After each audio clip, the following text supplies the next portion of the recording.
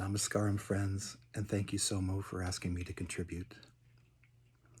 I'm Douglas MacKenzie from the United States, and in my country, very few have had the opportunity to behold the majesty, discipline, power, generosity, and beauty that Karikutimani embodied. It's simply unimaginable to most everyone I know, and even to me, after about 40 years of contemplating him and his life, I can't begin to fathom the scope of his imagination. I think one thing he once told to me applies to my situation with him. He said, "My guru is like Niagara Falls, and I am like a small boy peeing in the street." Even at times when I've sat with him and he's falling asleep, he is reciting the Solokutu syllables, and when he wakes up also, and I can only imagine what is happening in his dreams. One of the greatest privileges of my life came in my 20th year when my guru in Connecticut, T. Ranganathan, sent me to Chennai to study with Mani Sir. And in fact, Ranga had a stroke on the day that I left, but I did not know and didn't find out for 2 weeks until I arrived at Layapriya, at Mani's home. And he told me, Mani Sir told me, that Ranga was paralyzed on his left side. So this was a bond that out of our love for Ranga, we got right to work. And for the next 7 months, I practiced with him and spent almost every day with him at his house. And it's such a privilege. I can't even believe this happened to this day. Excepting for my parents, nobody has ever been so generous, given me so much, and asked for nothing in return. I was not deserving of this in any way. That year of 1986, I spent almost every day, as I say, with him, and he would sometimes practice his yoga while I practiced the lessons he gave me. And he would look with his right eye into his right eyeball, and with his left eye, he would look into his left eyeball into this big mirror. And his eyes were very huge. He looked like a frightening, a wrathful deity. And his eyes would turn blood red, and he would cry, and he looked very fierce, and it was a bit intimidating. And then when he would come out of his reverie, whatever it was, his point of concentration, after about half an hour, he would scold me a little bit. He said, you're practicing that wrong, and that's not what I told you. But he had been listening. Poor guy had to listen to me and put up with me in this way. I really, I tried to be him.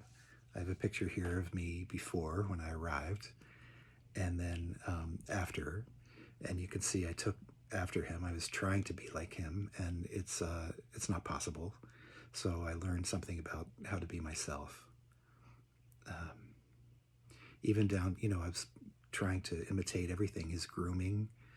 Recently I found this oil that reminds me of the oil he would put in his hair and his face, and it really brings me a lot of comfort to think of that. In those days, he ate once a day. He slept 4 hours a night. He was silent on Thursdays. He looked after his mother. He was devoted to his guru, Surajananda, and in the most beautiful way.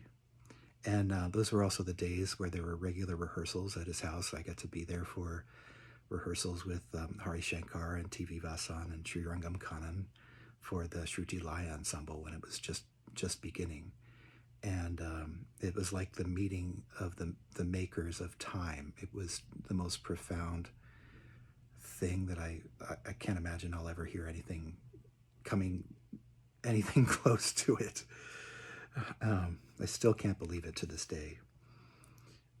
I really enjoyed my travel with my guru, Karikutimani, oftentimes just on the back of his scooter, but other times we took trips to Coimbatore and Trivandrum, and one time took a train to Calcutta, and the train didn't even stop when it got to Calcutta just slammed into the platform. Everybody was injured, except miraculously we were not.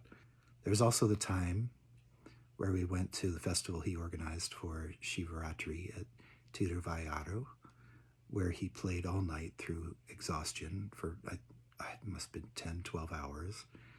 And even though his fingers grew cracks, like very painful grooves and cracks in his fingers, and it was unbelievable to witness the music and to behold it at that time.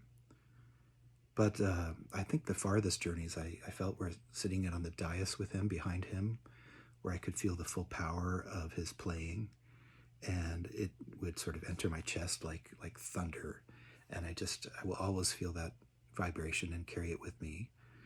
And although I may never live up to the resplendence of what he gave me and his expectations of me, there's still time to honor his legacy in the ways that I can. And I'd very much like to be in touch with all of you. Anyone who's been touched by him is a friend of mine. Above all, I feel like he showed me something about love, about carrying the heart of kindness with me. And one time he actually said something like that. He said, you haven't learned how to play the drum, but you have learned something about how I love.